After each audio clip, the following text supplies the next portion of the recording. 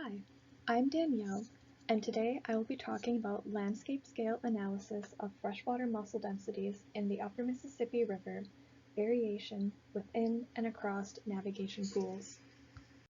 Rivers are ecologically distinct because of their linearity and directional flow.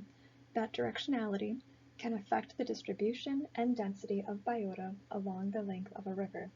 Approaches that quantify spatial heterogeneity at actionable spatial scales improve our understanding and management of altered river systems.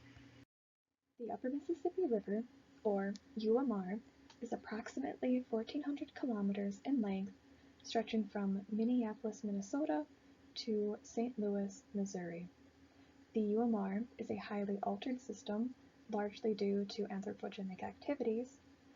One such activity is that in the 1930s, 29 locks and dams were created, resulting in a series of navigation pools that can also just be called pools. A pool is the reach of river between two adjacent navigation dams. There is a large diversity of habitat types, some of which include channels, backwater lakes, and impoundments. This diversity probably contributes to the large number of mussel species that occur here.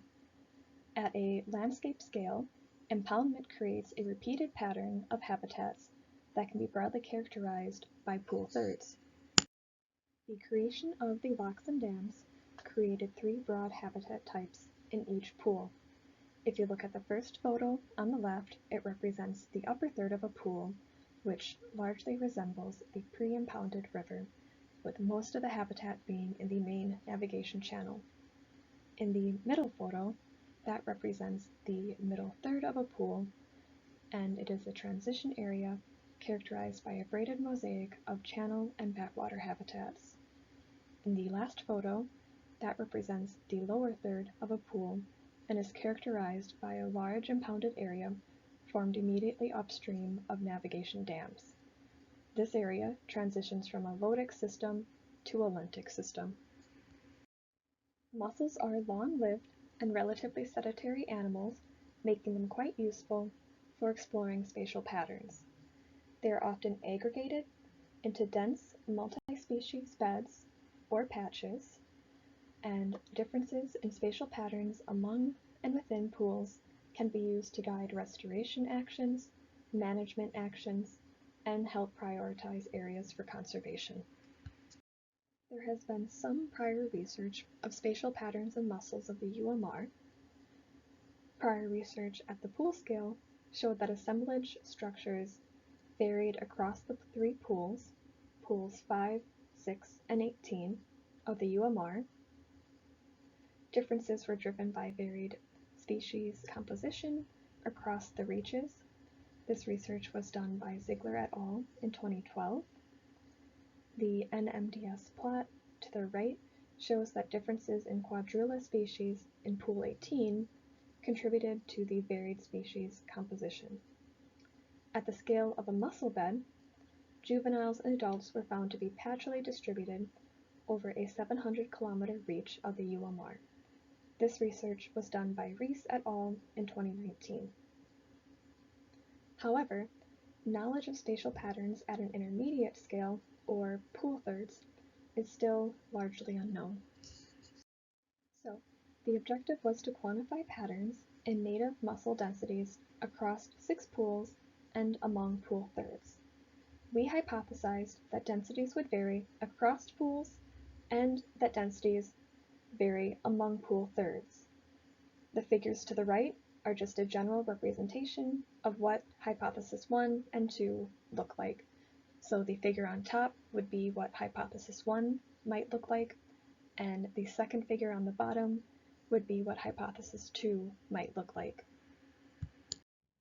For our methods, the raw data used in these analyses were from systematic sampling done by Teresa Newton and colleagues at USGS, where they have sampled pools 3, 5, 6, 8, 13, and 18, which you can see highlighted on the map to the right.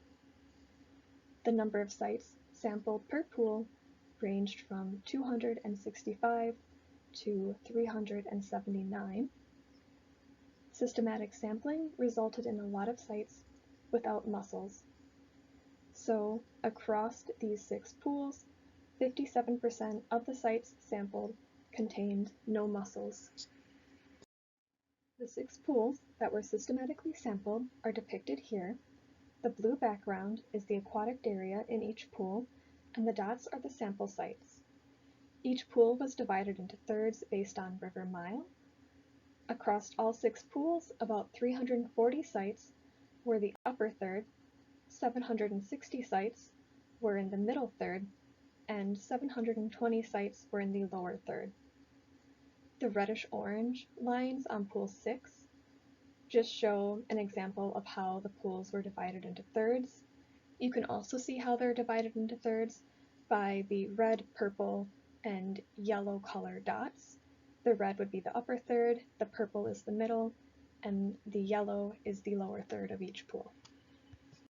For our statistical analyses, we decided on the hurdle model because it can accommodate for the large number of zeros that we had in our data set. The hurdle model has 2 parts.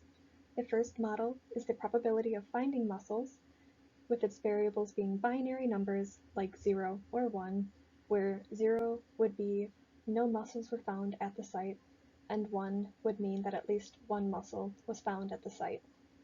The model filters out the number of zeros in the dataset to be used in the subsequent model.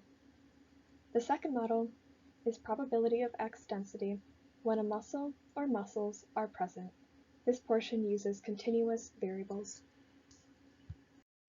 And now for our results. All of the slides going on are the results that we have. This first slide shows just site distribution, which is the raw data. And you can see that at the pool and pool third scales, many of these sites contain no mussels. So the first bar on all of these is 0 density, and then the number of sites that contain 0 densities. Excluding sites without mussels, the data largely follows a negative binomial distribution, which would be many sites with a low density and few sites with high density. In this slide, we have densities vary across pools, where mean densities varied significantly across the pools, with degrees of freedom being 784 and our p-value equaling 0.001. Densities varied twofold across the pools, where we have in pool 6 the mean density being 2.8 meters squared, and in pool 13 we have the mean density being 5.0 meters squared.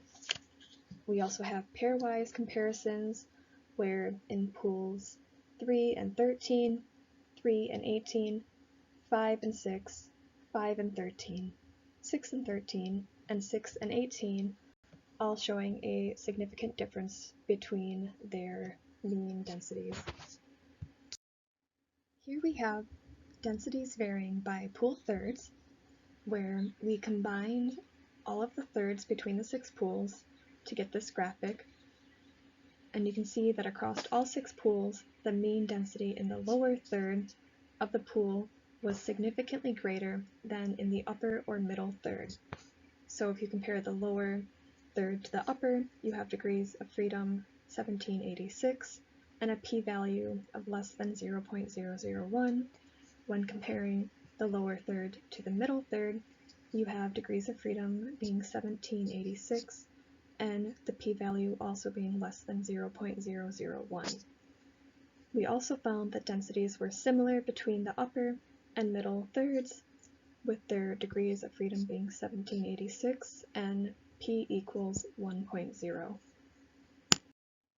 In this last figure, we have the mean densities being compared within and across pools, where each pool is separated out with their upper, middle, and lower thirds to be compared.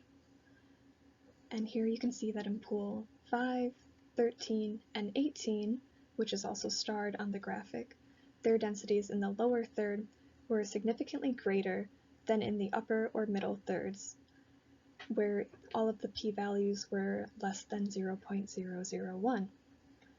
In pools 3, 6, and 8, their densities were all similar across their thirds, except for in pool 3, the middle and lower third were significantly different, where degrees of freedom equaled 1786 and the p-value was less than 0.001. So, in all, across this large and varied landscape of the UMR, variation in mussel densities was substantial within and across the pools. These data suggest that development of management goals should account for differences in mussel densities that occur within and across the pools. With these background analyses, the next steps are to explore what could be driving these observations. Could it be source sink dynamics, or are differences in habitat within and across pools driving the observed differences, or could it be something else entirely? Lastly, it will be informative to know if these observed patterns are retained across landscape spatial scales. I invite you to listen to a talk by Robert Francis in this session who explored differences in species composition and species abundance among nested spatial scales in the UMR. I wanted to say thank you to all that have helped fund this project. Without them, we would not have been able to complete it. And lastly, thank you so much for your time.